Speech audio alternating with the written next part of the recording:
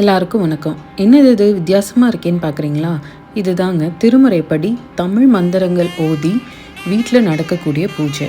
இதை சிவபக்தர்கள் சிவனடியார்கள் மக்களுக்காக ஒரு சேவையாக செஞ்சுட்டு வராங்க. இதுக்காக அவங்க தனியாக சன்மானம்லாம் எதுவும் எதிர்பார்க்கறதில்ல.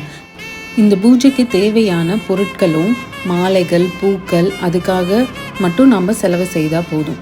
மற்றபடி உங்களால் முடிஞ்சது எவ்வளவோ அவ்வளோ கொடுத்தாவே அவங்க அதை ஏற்றுப்பாங்க. இதனோட மெயின் ஸ்பெஷாலிட்டியே பார்த்தீங்கன்னா, இது எல்லாருக்கும் எளிதாக புரிகிற மாதிரி தமிழ் வார்த்தைகள் யூஸ் பண்ணி திருமுறை புத்தகத்தை வச்சு அதை கடவுளாக கும்பிட்டு நமக்கு இந்த பூஜையை அவங்க நல்லபடியாக நடத்தி தருவாங்க. இது திருமணம் முதல் நம்ம வீட்டில் நடக்கக்கூடிய எல்லா விசேஷத்துக்கும் பொருத்தமாக தமிழ் முறைப்படி நீங்கள் மந்திரங்கள் ஓதி பண்ணணும் அப்படின்னா இந்த மாதிரி பண்ணலாம். இது எங்கள் வீட்டில் நடந்த கணபதி ஹோமத்தோட பூஜையோட வீடியோ.